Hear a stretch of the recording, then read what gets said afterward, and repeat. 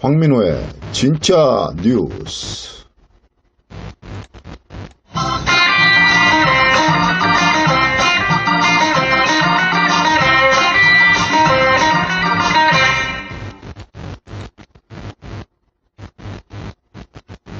오늘 오전에 중량천을 걷다 보니 비가 와서 많이 불어난 물살에 오리 3마리가 떠내려 오더라고요. 그래서 유심히 지켜봤죠. 급류도 흐르고 약간의 거센 물살도 덮치고, 그런데도 오리는 날질 않고 조용히 흘러가는 거예요. 그래서 더 궁금해서 유심히 지켜보게 됐습니다. 그렇게 해서 몇 번의 위기 상황을 지나치더니 오리 3마리는 중량천 강변 어귀에 닿았습니다. 그리고 3마리는 편하게 쉬고 있었습니다. 그렇습니다. 저는 그걸 보면서 이런 생각이 들었습니다. 우리들 인생도 그렇지 않을까? 거센 물살에 어떨 땐 무기력하게 흘러가는 것 같지만, 그 오리들처럼 물살에 순응하면서 저항하지 않으면서, 그러나 방향성과 내 의지는 잃지 않으면서 가다 보면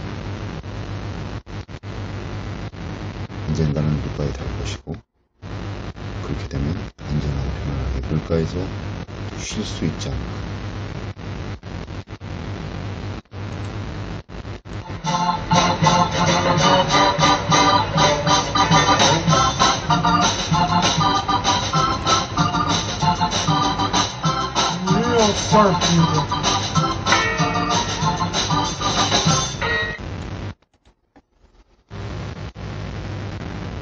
이런 오리도 그럴진데, 하늘을 날 수 있는 오리들도 비가 오고 물살이 거센 날에는 저항하지 않고 순응하면서 기회를 엿보고 있는데, 과연 우리들은 어떻게 인생을 살아가고 있었을까요? 글쎄요, 어떤 분들은 불의에 저항하고, 어떤 분들은 또 걱정하고, 또 어떤 분들은 방관하고, 다들 입장과 처지와 철학이 다 틀리겠죠. 그렇지만 한 가지는 분명한 것 같습니다. 그 오리들 3마리가 우리들의 입장이었다면, 3마리가 모두 물가에 편안하게 앉아서 쉴 수 있다면, 우리들도 그럴 수만 있다면, 그런 거를 바라지 않는가? 그것이 우리들의 희망이 아닌가? 수단과 방법과 목적은 다 틀리더라도 결국 의정부 시민, 나아가 경기도 주민, 경기도 도민, 대한민국 국민 모두 편안하게 그리고 안전하게 그런 삶을 바라지 않을까?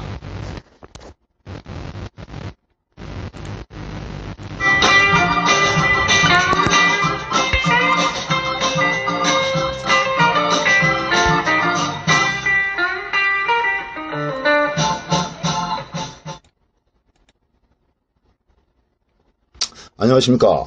대한민국의 정부, 대한민국의 정부, 의정부에서 전하는 황민호의 진짜 뉴스. 오늘은 2017년 8월 20일 행복한 주일 오전입니다.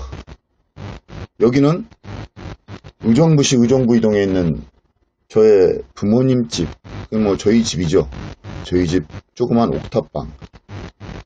그리고 녹음하는 장비는 저의 낡은 5년 된 스마트폰과 녹음 앱, 그리고 컴퓨터 앞에서 수동으로 조정하는 음악과 녹음들, 뭐 거의 독립운동 수사들의 독립운동할 때 그 시절에 뭐 흡사 처지와 비슷하지 않을까 이렇게 생각합니다. 뭐 독립운동하는 정신으로 대한민국의 정부, 의정부를, 그리고 대한민국의 경기도, 또 나아가 대한민국이 편안해지고 국민들이 행복하고 안전하고 즐거워지는 그날까지 저는 힘들지만 독립운동한다는 각오로 안중근 의사가 이토 히로부미를 저격하는 그 심정으로 팟캐스트를, 저의 진짜 뉴스를 여러분들께 전해드리겠습니다.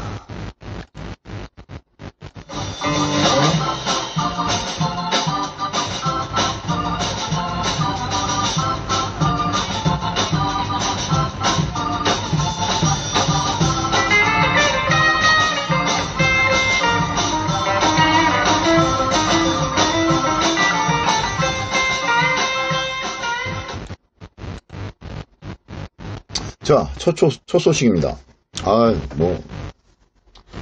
첫 소식부터 조금씩 꼬이네요. 제가 뭐 어저께 녹음도 좀 하고, PC방 가서 이렇게 녹음도 만들고 그랬는데, 그게 다 날라갔어요. 그래서 이제 두 번째 팟캐스트 녹음인데, 첫 번째 파일은 있는데, 그거를 뭐 녹음을 프리미어로 이렇게 좀 하다 보니까, 뭐 집에 와서 들었는데 들리지가 않고, 뭐 다 날라간 것 같아요. 그래서, PC방도 3,000원, 3시간이고, 저의 피로는 부족했죠. 날라가. 그래서, 첫 번째 팟캐스트 방송은 송출을 못하고, 두 번째를 녹음하고, 두 개를 동시에 송출을 할 계획입니다. 자, 오늘은 뭐, 의정부 소식부터 첫 번째 전달해 드려야 될 것 같은데요. 첫 번째 소식은, 지난 17일 날 있었던 의정부 경전철 조사특별위원회, 의회에서 구성했던 조사특별위원회 마지막 증인신문 정리였습니다. 제가 그 현장에 있었는데요. 안병용 시장을 마지막 증인으로 불러서 의정부 경전철 파산 사태에 대한 책임 분야, 원인 분야, 대안, 앞으로 방향, 그런 것들을 이제 특위위원, 의회 의원들이 질문하는 시간이었습니다. 그 자리에서 기타 일반적인 질문들이 이제 오고 갔고, 경원일보 기사를 보시면 아시겠지만, 경원일보 저희 메인편에, 죄송합니다. 제가 하나 빠뜨렸네요. 방송을 하다 보니까 일부 밥 좀 먹고 삽시다입니다. 좀 순서 바뀌었습니다. 예, 이어갈게요. 의정부 경전철 경로모임을 했다고 안병용 시장이 2014년 재선하자마자 당시 새누리당 측에 의해서 고소인가요? 고발인가요? 재판에 이제 기소가 돼서 그걸로 한 1년 넘게 재판을 받고 대법원에서 요금 무죄 확정을 받았죠. 그때 재선을 하자마자 재선에 당선되자마자 굉장히 시달림을 많이 받았죠. 근데 그거에 대한 억눌린 심정이 있었던 건지, 요 근래 의정부 경전철과 관련돼서 안병용 시장을 공격하는 많은 여론들이 있었는데, 거기에 대한 답답함을 토로하는 건지, 작심했던 것처럼 그동안의 억눌린 심정을 일단 막 토해냈었는데요. 김현주 의원 질문에도 이제 그런 말이 나왔죠. 김현주 의원은 이제 자유한국당 새누리당 비례대표 시의원입니다. 우선 안 시장이 어떤 대화를 했는지 당시 녹음한 거를 제가 또 긴급 입수해서, 녹음 상태가 좋지 않습니다. 모 기자가 녹음해서 저희 전달해 줬는데, 이 기자분이 스마트폰을 참 다루는 게 좋지가 않으시더라고요. 그래서 녹음 상태 좋지 않은데, 일단 그 부분만 짧게 제가 들려드리겠습니다. 조금 잡으면 나갈 수 있습니다.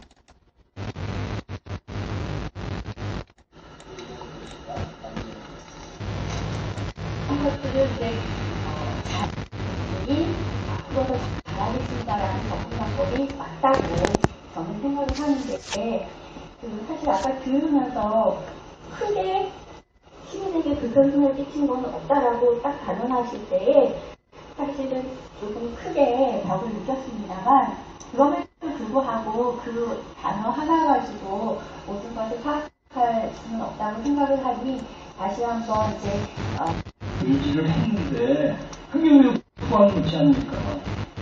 그리고 그 과정에 그거를 말을 하고 경영노인이나 수도권 한숨을 감사원이 하락을 했던 거예요. 다른 방법은 없고 정책적으로 그거를 처벌할 수는 없으나 만약에 파산되면은 영민주 의정부도 지자체가 받을 그 폭탄이 뭐하니 다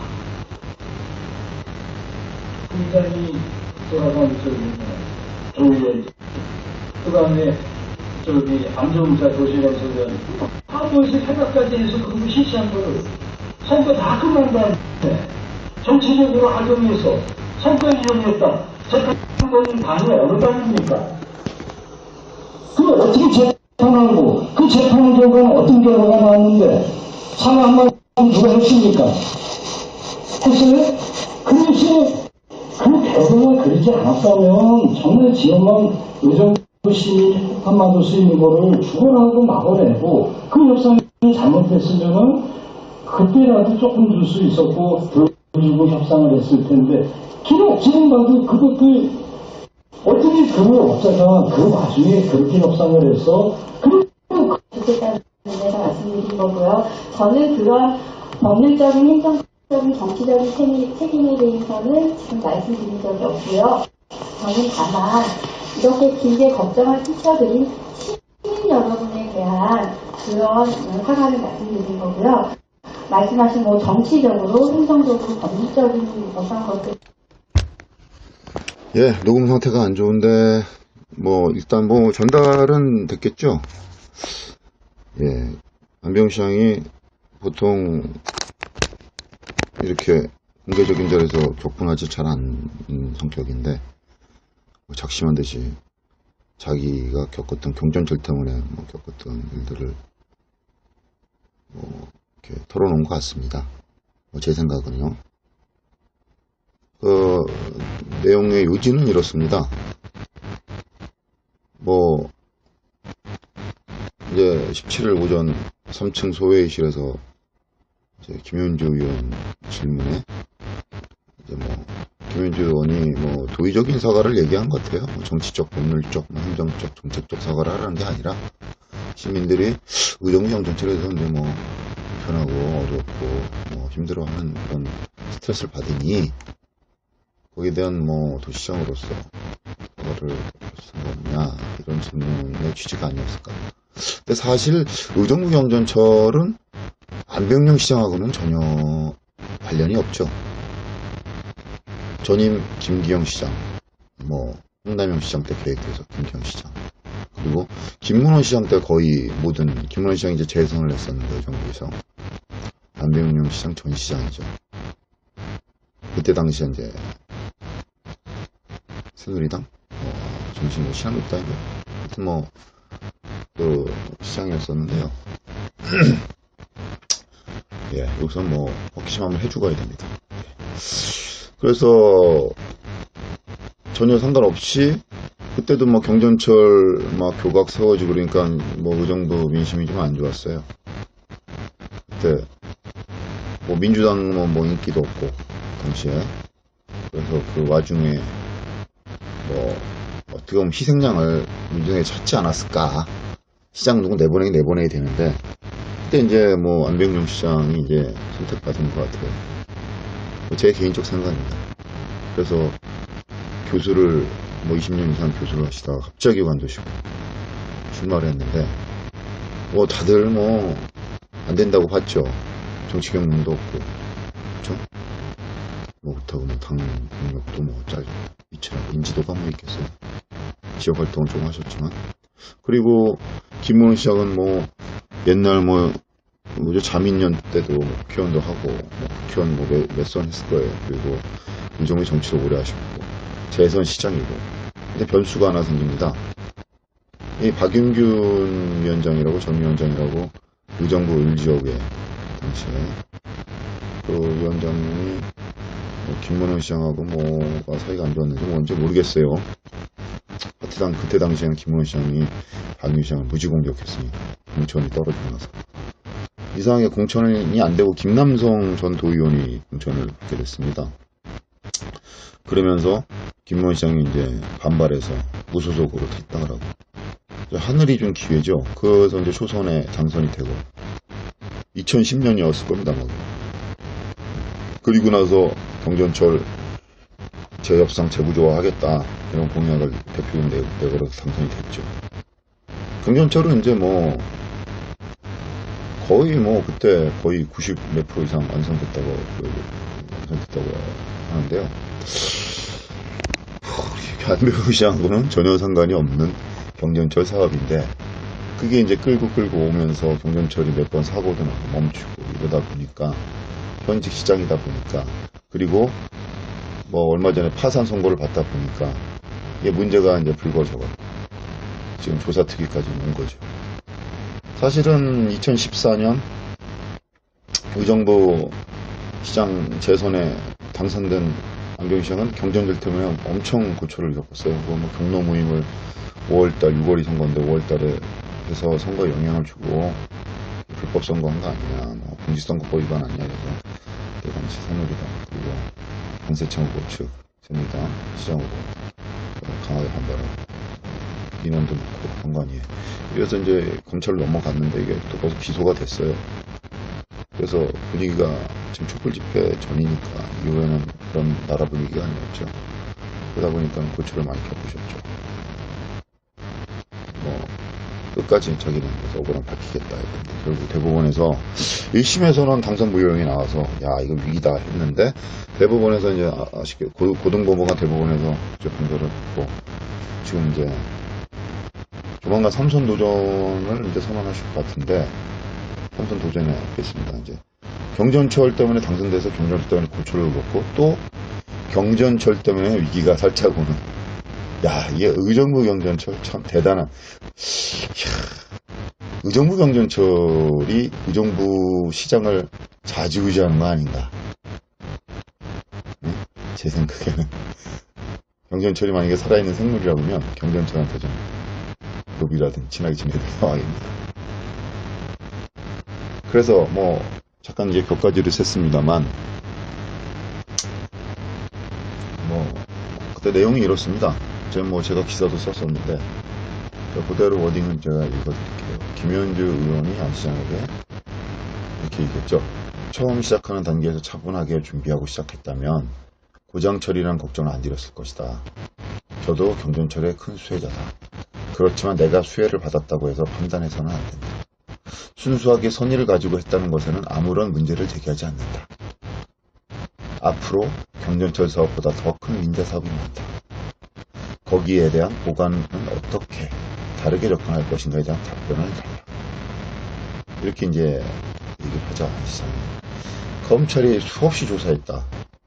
감사원에서 모든 자료를 감사했다. 어떤 시장, 어떤 공무원이 징계라도 받았나? 행정적 법률적으로 처벌을 했나? 이게 이제 되물었습니다. 그리고 정치적으로 파산에 대해 사죄하라, 석고대자라, 후한무치하다, 파렴치하다 하면 받아들일 수 있나? 실질적으로 경영이 어려웠고 5년 세월을 업자에게 부담시킨 것이 의정부 시장이고 공무원이다. 이렇게 이제 주장했습니다. 그러면서 여기서 이제 좀 원성이 높아졌죠, 한 시장이. 그게 왜 후한무치한가? 경로모임이나 수도권 환승관리를 감사원이 하라고 한 것이다.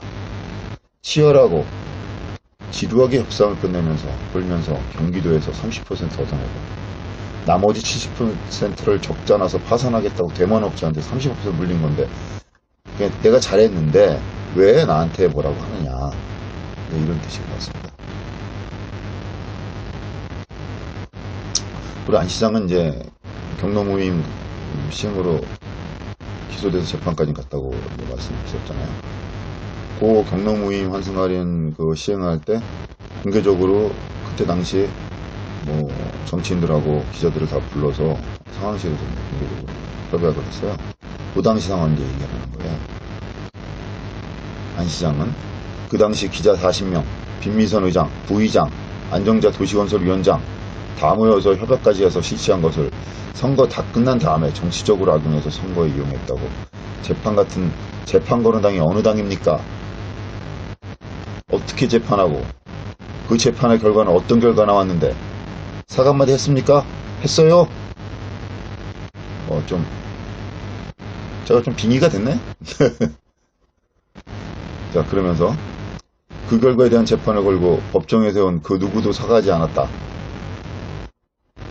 업자가 손해를 보고 재산을 모두 잃고 의정부는 한숨을 돌린 이 순간에 그것을 수습하는 시장에 사과하라고 하면 책임을 추궁하면 누가 사과하고 책임이 있다고 하겠는가? 이렇게 이제 몰아붙였죠. 그러니까 김현주 의원이 당시 제가 이제 상황에 그 자리에 있었지만 당황을 했어요. 안 시장이 이렇게 막 그냥 세게 나오니까 김현주 의원이 많은 사람들이 여러 명 지켜보고 있습니다. 그걸 수습하기 위해서 이렇게 이제 말씀하셨죠. 정치적, 행정적, 법률적 책임에 대한 사과도 언급한 적 없다. 후한무치한 단어도 사용하지 않았다. 이렇게 이제 해명하고 그런 식으로 해서 경전철 특위는 이제 마무리가 됐습니다. 이제 이게 12차 위원회였는데요. 그 전에 무슨 전 김기영 시장, 전 김문원 시장 오셨다고 하는 게 맞겠죠. 그냥 불러서인데 그분들을 이제 11차 회였나요? 거기서 특별위원회에 보였는데 이게 뭐 전직 시장들이고 전직 기자단 같은 정치인들이 있다 보니까 지금 선배님들이 시의원들이 뭐 예의를 갖췄다고 좋게 보면 하는 거고 나쁘게 보면 이제 시민들이 원하는 질문을 못 풀어낸 거죠. 그래서 뭐 어느 익명을 요구한 한 시민은 강한 불만을 나타냈어요. 그 전에 또 뭐 언론에서 지역 언론에서 그 상황을 보도했는데 질문 한마디 한 적이 하지 않은 거기 자리에 조사특별위원회로 앉아서 위원이라고 앉아서 질문 한마디 하지 않은 의원도 있고 또 뭐 오히려 핀잔과 무슨 질책을 듣는 오히려 거꾸로 위원들이 이제 뭐 요새 말로 쪽팔린 거죠. 의원이 그래도 뭐 의정부 시민을 대표하고 각자 개별 대의기관인데 거기서 막 낮은 모습을 보였던 거죠. 저 자세를 좋게 말해서. 그러니까 이제 그거를 본 시민들은 이제 저도 이렇게 말했습니다. 지역 언론을 보니 한마디 질문 없는 의원이 있다고 보도를 보고 정말 놀라고 한심했다. 심지어 전직 시장들에게 핀장까지 들어가면서 머리를 조아렸다는 보도는 헛웃음이 나왔다. 그러면서 의원들 편을 들더라고요. 지금은 시의원들이 불쌍하기까지 하다. 이러니 의회 부용론이 나오는 거 아니냐. 여러분, 시의회가 필요하다고 생각하십니까? 시의회가 시민들이 밥 먹고 사는데 도움이 된다고 생각하십니까? 여러분, 어떻게 생각하세요? 그건 여러분 판단에 맡기겠습니다. 밥 좀 먹고 삽시다.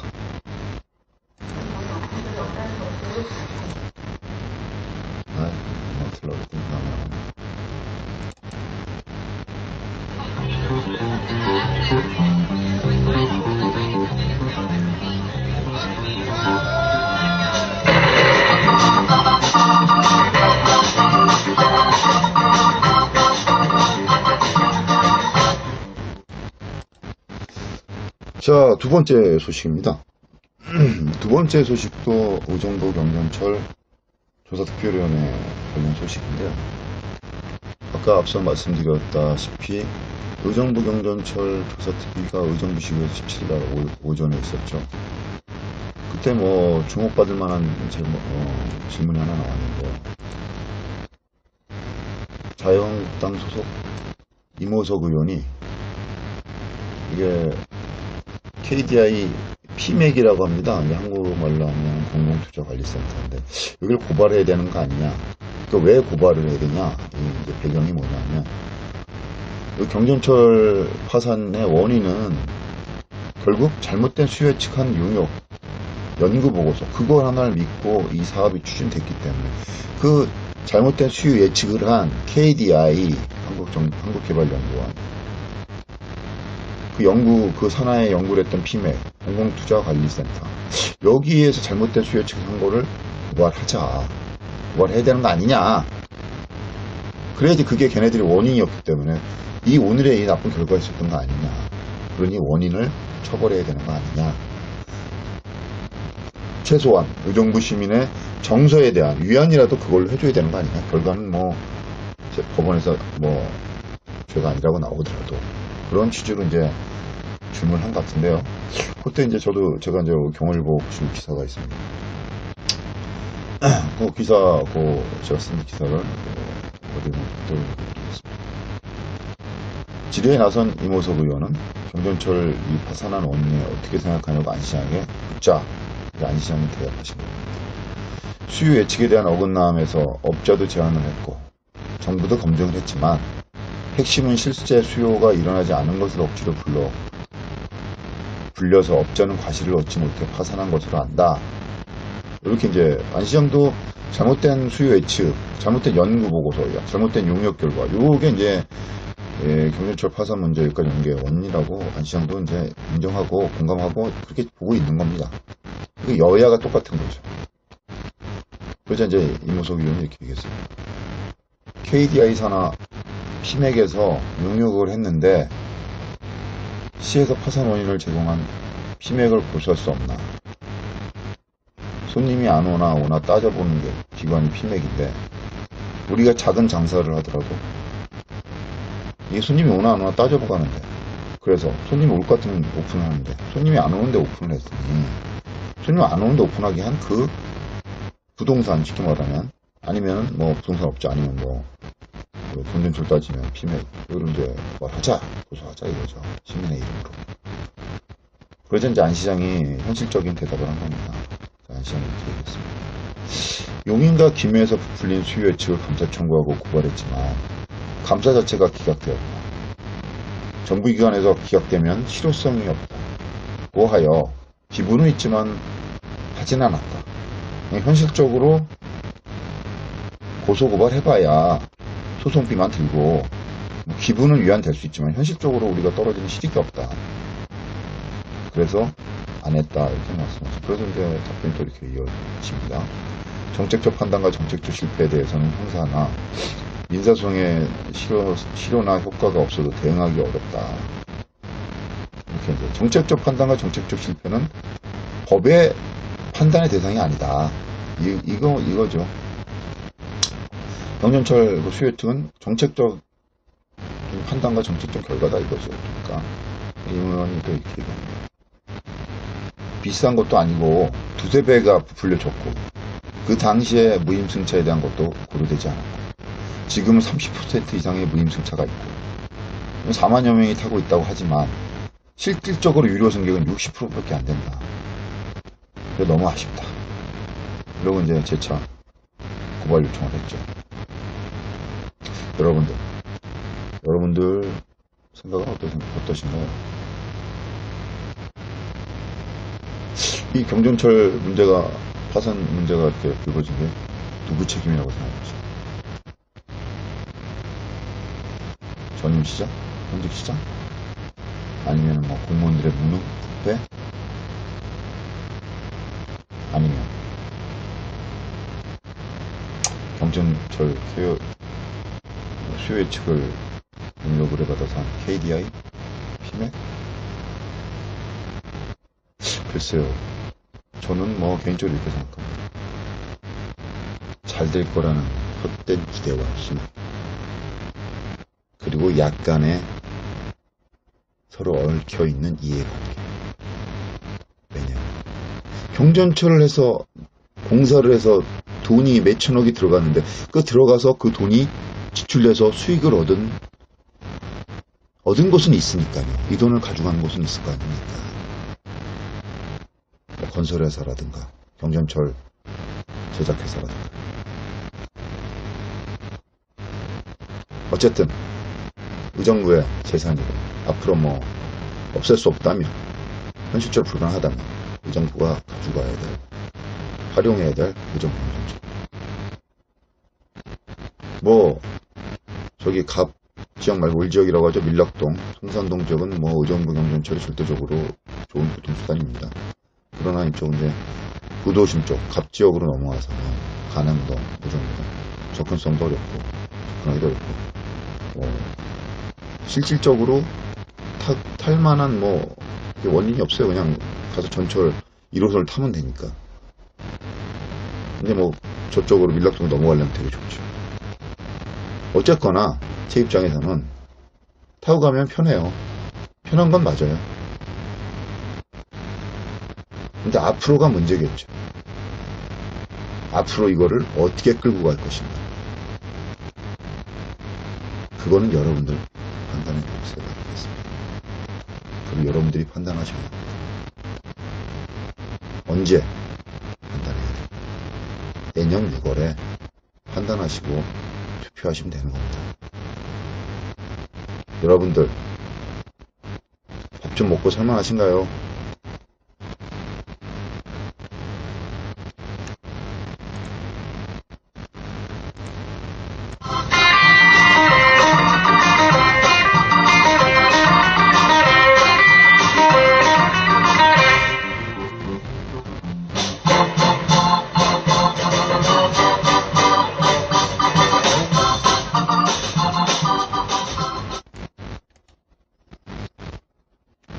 세 번째 소식입니다.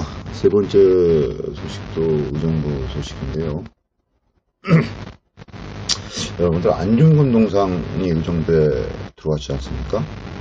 뭐 일부 보도가 되고 많이 보도가 되고, 여러분들 많이 아시는 분 계실 것 같은데, 역전근린공원이라고 의정부역 동부광장이죠.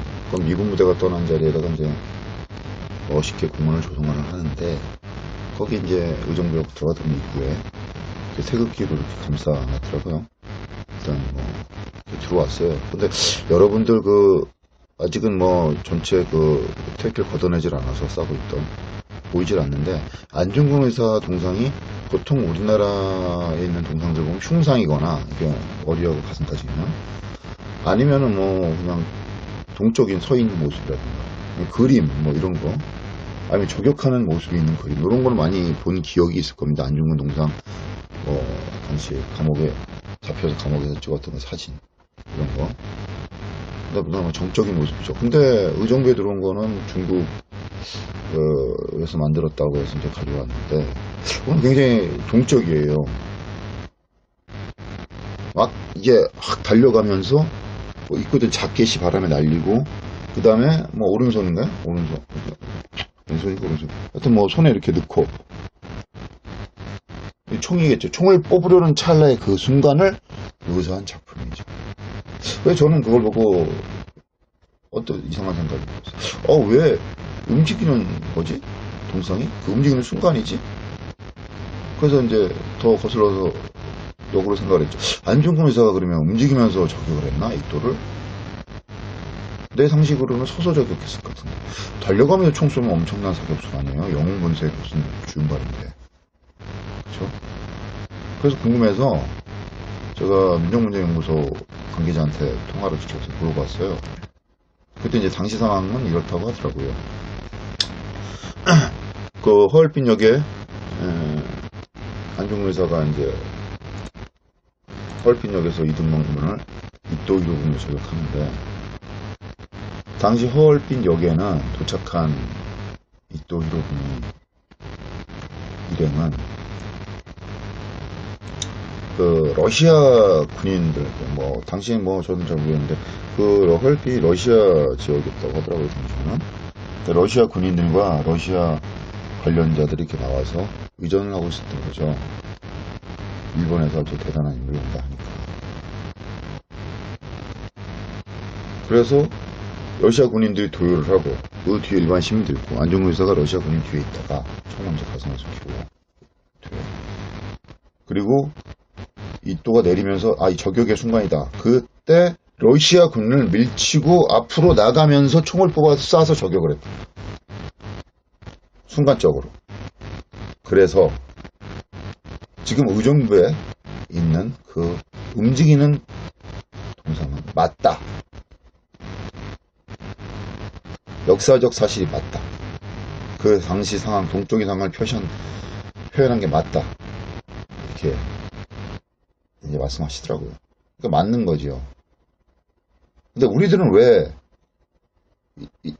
안중근 의사의 왜는 정적인 생각만 했을까요? 정적인 모습, 서 있는 모습, 저격하는 모습. 왜? 중국 사람들처럼 그 달려가는 순간, 그 긴박했던, 앞으로 뛰쳐나가면서 그 급박했던 순간을 왜 우리는 몰랐을까요? 몰랐다기보다 왜 우리 의식 속에 없었을까요? 그래서 중국인들과 우리 한국 사람들이 보는 그런 역사적 시각이 다른 게 아닌가. 중국 사람들은 굉장히 그 자기네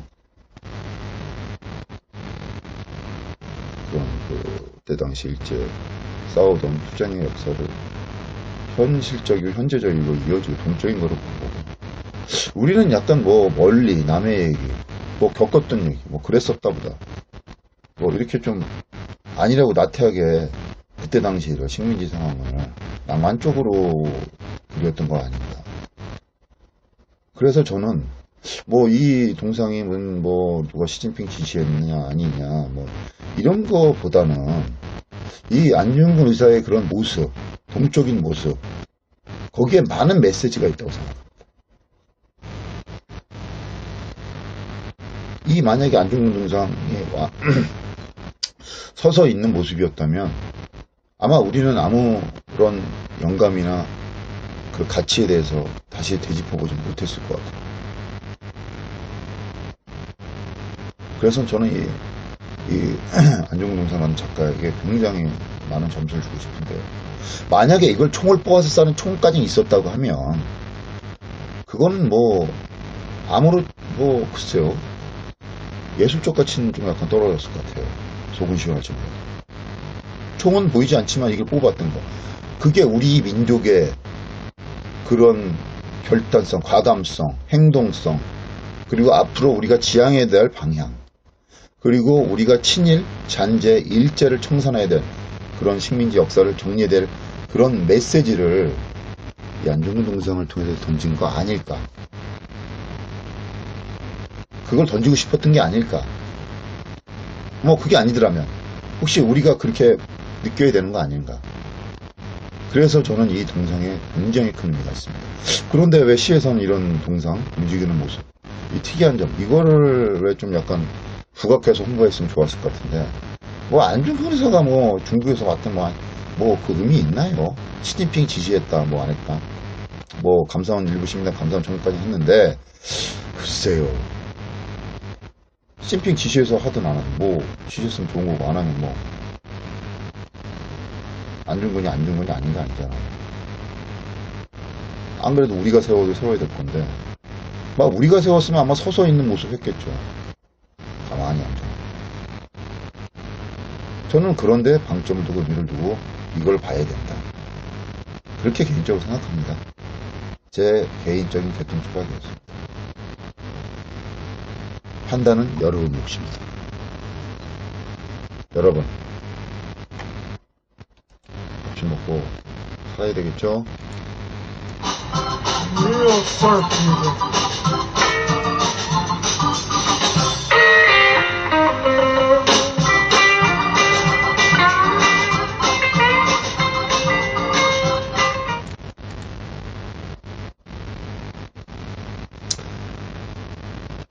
자, 2부 순서입니다.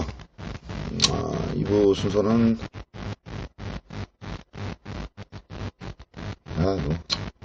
기억이 안 나네요. 2부가 아이고 큰일이네.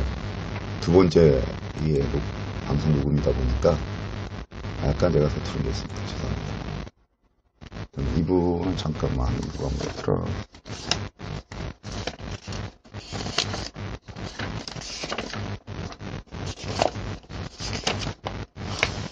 예. 누가 잘할까입니다. 누가 잘할까. 맞아. 정치인들, 우리가 뽑아준 정치인들 어떻게 잘하고 있나? 잘하고 있을까요? 어떻게 생각하세요, 여러분? 여러분들이 찍어줘서 고액의 연봉을 줘. 항공비에, 업무 추진비에, 뭐 차에, 운전기사에, 막강한 권한에, 좋은 집무실에, 예? 이런 걸 누구한테 받았어요? 그 사람들이 시험 받았던 거 아니잖아요. 정치인들은 우리가 찍어줘서 우리의 권한을 대신 위임받은 거지 않습니까? 근데 그 사람들이 잘하고 있나? 우리가 관심을 가져야 되겠죠? 그래서 누가 잘할까? 2부 코너입니다.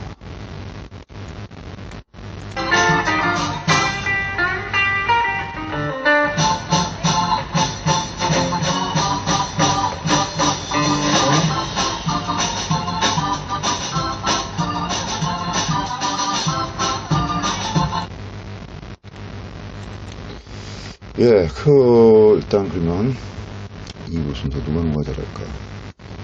이번에는 뭐, 제가 원고 없이, 지금까지는 뭐, 계속 2부, 두 번째 녹음은 원고 없이 제가 계속 하는 겁니다. 원고 쓰기도 귀찮고, 시간도 없고, 뭐, 어차피 뭐, 음성이니까, 글을 보여주는 게 아니니까, 그냥 가는 거죠. 2부에서는 뭐, 정치를 한다면 좀 뭐, 일단 전국적인 정치 동향을 봐야 되거든요. 안철수 전 대통령 대선 후보 서울시장에 출마한다고 하네요. 그리고 서울시장 선거 당과 당원이 부르면 나가겠다 이렇게 말씀하시고 기사가 떴습니다. 그러면 당대표 선거 당대표가 되고 서울시장에 나간다. 당대표 되자마자 또 관두고 나가신다는 건지 아니면 당대표 같이 하면서 서울시장 하겠다는 건지 모르겠지만, 그래서 당이 살아야 내년 지방선거도 우리가 승리할 수 있다. 그래서 내년 지방선거를 겨냥한 행보를 이제 하는 것 같습니다. 안철수, 개인적으로 안철수는 제가 잘 몰라요. 여러분도 잘 아시겠지만. TV에서 이제 몇 번 많이 봤죠? 그때 뭐, 오르팍도사인가요? 거기 나와서 저 그 프로 보고 굉장히 감명을 받았어요. 그때 뭔 말을 하냐, 뭐, 어디가 정확하지 않은 제 기억으로. 이런 말씀을 하셨죠. 실패한 자도 기회를 줄 수 있는 그런 나라. 성공한 자만 다 뭐든지 독식하는 그런 나라 만들지 않아야 된다. 그리고 나서 저 굉장히 와닿거든요. 그러고 나서 이제 대선 출마한다고 해서 인기가 올라갑니다. 계속 양보, 철수. 그렇게 이제 왔죠. 지금까지 와서 이제 의정부에도 보면 국민의당, 양갑을 치고 다니고, 민주당 쪽에서 이제 흩어져서 나오신 분들이죠. 이제 서정치민연합하고 민주당 작당하면서 했던 그런 나중에 흩어져서 나오십니다. 수도권 쪽에서는 그래도 국민의당이 아직 모르겠어요. 어떻게 될지는. 의정부만 놓고 본다면, 민주당이 이제 여당입니다. 여당 후보에게 국민의당에서 나온다고 그러면, 유리할 건 없지 않을까. 그렇다고 또 불리하지도 않을 것 같고. 다당제 구조로 해서 지방선거나 이렇게 치르게 된다면, 결국은 단일화 여부가 선거의 승패를 가리지 않을까 생각해요. 예를 들면 자유한국당, 바른정당, 예를 들면 민주당, 국민의당, 또 그게 안 되면 자유한국당, 내지 어느 당, 그거 안 되면 바른정당 내지 국민의당. 연합전선은 광역자치단체까지는 전선이 형성될 것 같은데, 그래 이제 자기들한테 승리의 기회가 있으니까, 확률이 높으니까 그렇게 할 것 같은데, 어떻게 지방선거, 이게 해당 지자체 선거는 어떻게 흘러갈까, 그게 궁금합니다.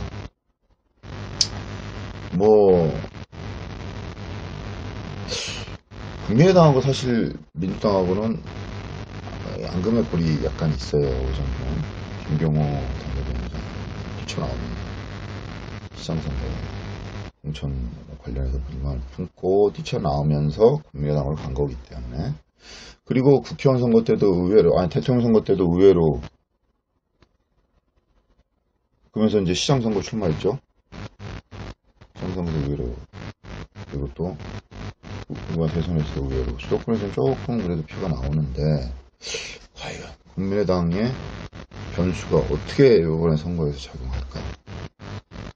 그게 아주 관전 포인트 같습니다, 개인적으로. 일단 아직은 뭐 국민의당 서울시장 선거에는 안철수가 나온다는 그런 이제 기사가 있어서 서울시장 나오나 보다 하는데, 아직은 뭐 이 정도는 누가 나온다 안 나온다 얘기는 없습니다. 뭐 아까도 그 1회에서 제가 전해드렸지만, 뭐 자유한국당 정도, 바른정당 정도. 글쎄요, 출마 예상자들은 물망에 있지만 글쎄요, 누가 나올까요? 민주당에서는 안병용 의정부 시장에 3선 도전하는 거는 뭐 거의 영화 관악한 것 같고, 민주당 글쎄요, 김경호 위원장 나오나요? 글쎄요. 자유한국당에서는 김동근 전 부지사, 김동근 부지사가 나오나요? 아니면 바른정당에 강세창이 나오나요? 강세창 위원장 나오나요? 아니면 뭐 청강정 후보가 나오나요? 청강정 위원장 나온다는데, 글쎄요. 제 생각엔 이렇습니다. 누가 나오든 좀 미리 선거 임박해서 깜짝 등장하지 말고 미리 좀 나와서 검증을 좀 받아야 되는 건 아닌가. 공천이든 공천을 넘어서 무엇이든 간에. 근데 우리나라 선거법이 특이하게도 참으로 안타깝지만, 이제 미리 나와서 공표를 하면 사전선거운동도 모든 행보가 정치 행보가 될 수도 있고, 이런 것 때문에 이렇게 꺼려지는데, 제 생각은 그래요. 나올 것 같으면 나온다고 얘기하면 되는 거지, 뭐. 그게 아니라고. 그럴 필요 있나요? 어차피 뭐, 그걸 안 남았는데. 제 생각입니다, 제 생각. 개인적인 생각. 자, 뭐, 곧 이어서 그냥 3분 나가는데, 그래도 음악 틀고 가야 되겠죠? 예.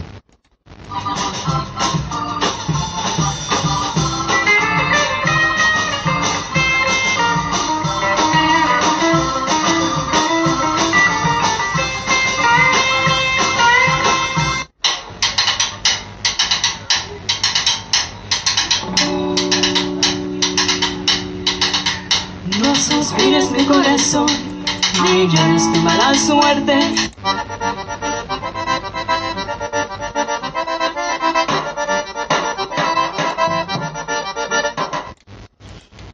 3부입니다. 3부는 원래 다른 것도 밥 좀 먹고 삽시다 였습니다. 근데 전화 연결이 잘 안 되네요. 죄송합니다. 원래 3명 타기 지역 기자 연결해서 좀 하려고 했는데 안 되니까 어쩔 수 없이 급하게 아주 코너를 만들었네요. 요즘 그 살충제 계란이 굉장히 문제가 되고 있어요. 그래서 제가 이제 몇 개월 전에 이 계란 전문가를 좀 만나서 인터뷰를 한 적이 있는데, 이 조리독감 아시죠? 조리독감. 조리독감이 여러분 어떻게 우리나라에 매년 생기는데 어떻게 생긴다고 생각하세요? 그 조리독감에 대해서 정확히 진단을 하고 결과 원인 분석해서 그걸 추적해서 뭐 저에게 이제 기사가 좀 해달라고 해서 와서 동영상 녹화를 해서 유튜브에도 올리고, 저 경원일보 검색해 보시면 AI 조리 피해 대책위원회 시민식 이렇게 치시면 시민식이라고 쳐도 나오고요. 다음이나 네이버는 안 되네요. 다음, 줌, 기타, 구글 포털에서 시민식 이렇게 치면 제가 쓴 기사가 나옵니다. 시민식 씨는 어떤 사람이냐면,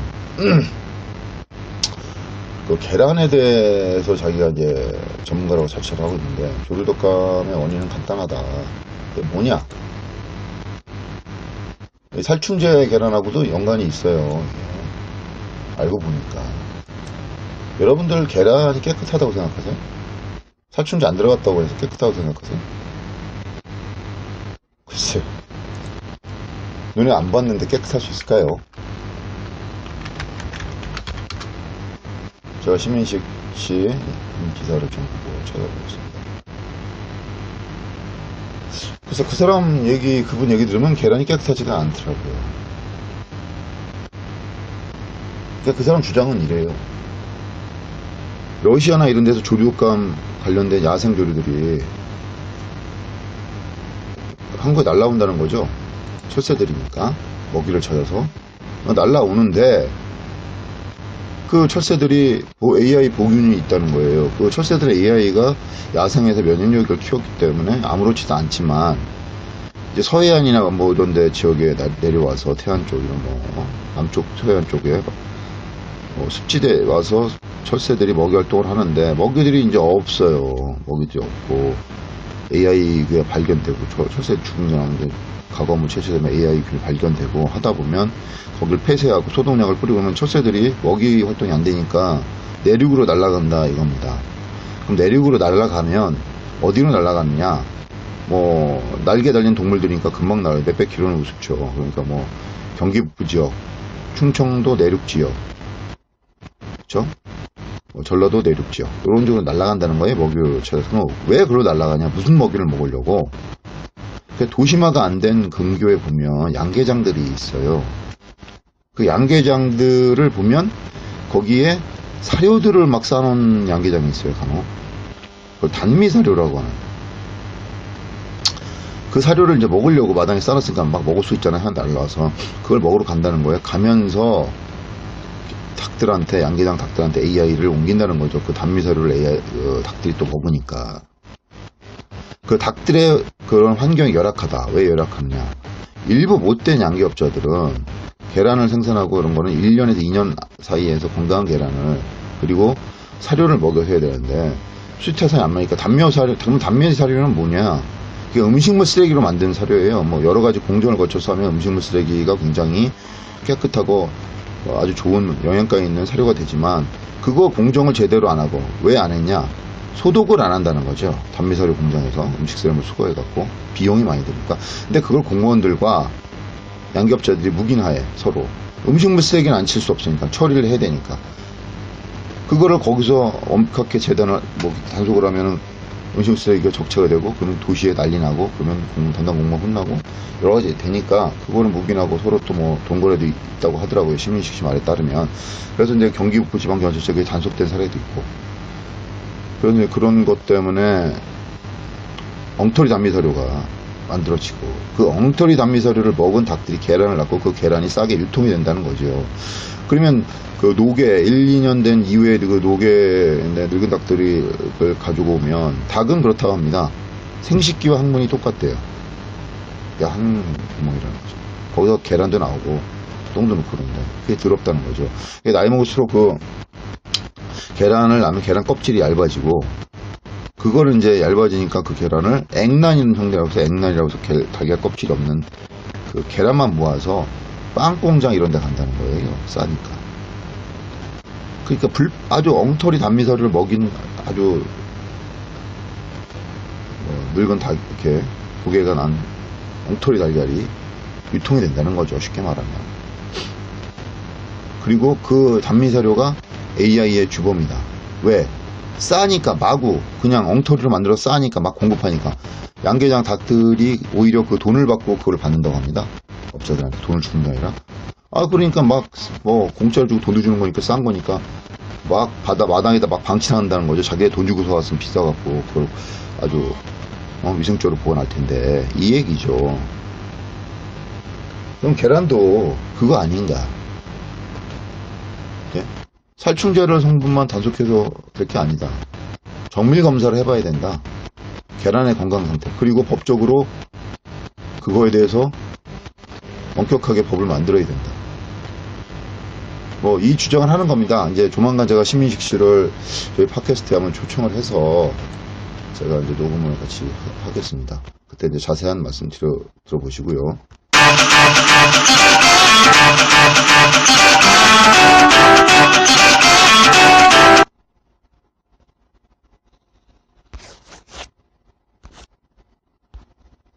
죄송합니다. 전화가 왔네요.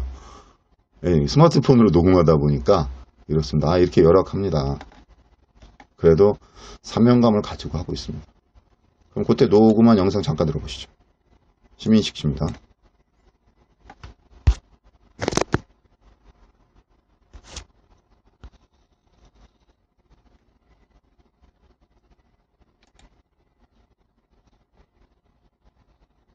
왜 안 나와요? 가지고 우리나라로 날아오면서 이 우리나라의 AI가 조기 독감이 이제 그 우리나라에 번지게 됩니다. 그래서 우리나라에 그 주로 오는 곳이 양계장이라든가 오리 사육장이라든가 주로 이런 곳에 날아와서 문제가 발생을 하기. 아, 끊기네요. 일단 뭐 이렇습니다. 검색해 보시면 나와요. 경원일보 애독 좀 해주세요. 그럼 거기에 뭐 많은 정보가 있으니까 보시고 뭐 오늘은 여기까지 해야 될 것 같습니다. 엉터리 뭐 약간 즉석 그렇게 했던 것 같네요. 그리고 뭐 아시겠지만 저희 음악은 프리 저작권, 돈이 없기 때문에 저작권 없는 거를 외국에서 올린 걸 다운받아 갖고 쓰기 때문에 그것도 전곡을 못 틀어드려요. 나중에 또 문제 될 수 있으니까 프리라고 해도 예산까지 아까 틀어주는 거니까 뭐 만족하셨나 모르겠네요. 2회도 이렇게 마무리가 됐는데 재밌게 좀 봐주시면 앞으로 뭐 알차게 더 준비 많이 하겠습니다. 제가 얼마 전에 그 어디서 뭐 잠깐 글을 읽은 게 생각나네요. 일단 시그널 음악 좀 하시죠.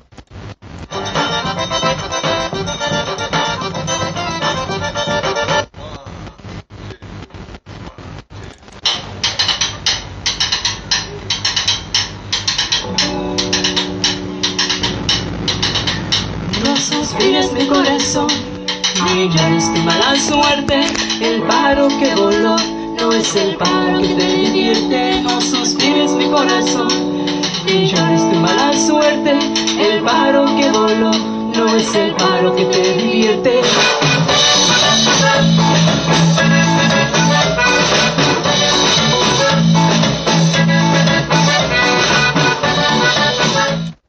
자, 제가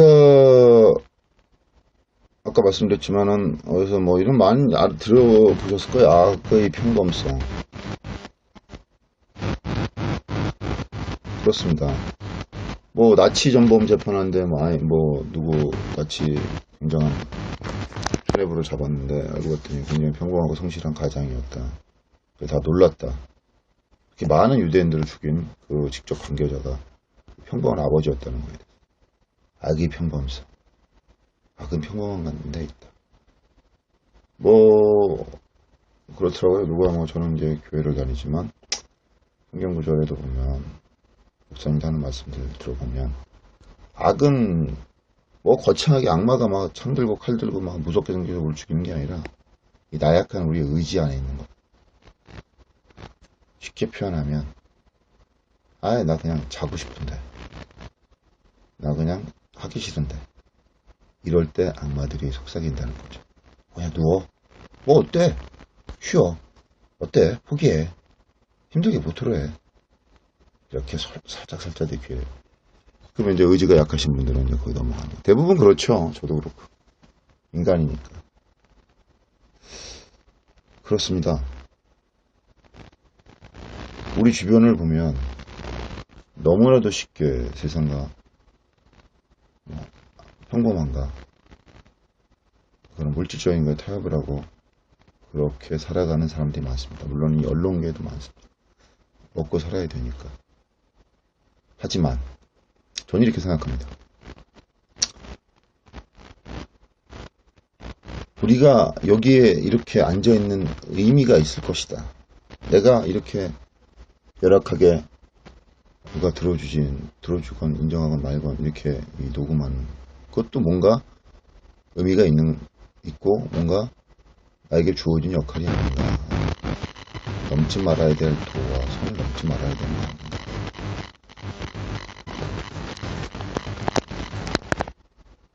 항상 넘지 말아야 될 선이 없을 때 우리는 쉽게 타협할 수 있고 악마의 속삭임. 뭐 종교가 없다면 그냥 우리 나태함의 속삭임에 기울이고 그쪽으로 편하게 가려고 하는 거 아닐까. 여러분, 조금 힘들고 귀찮더라도 진짜 뉴스 끝까지 들어주십시오. 계속 노력하겠습니다. 여기는 의정부 이동 저희 자택 낡은 옥탑방 스마트폰으로 녹음한, 그리고 컴퓨터를 켜가면서 시그널 음악을 막 조정하고 검색하면서 열악한 녹음 환경에서 열악한 녹음 상태로 아무런 워딩 없고 대본 없이 즉석에서 녹음한 제 두 번째 팟캐스트 진짜 뉴스 였습니다. 감사합니다.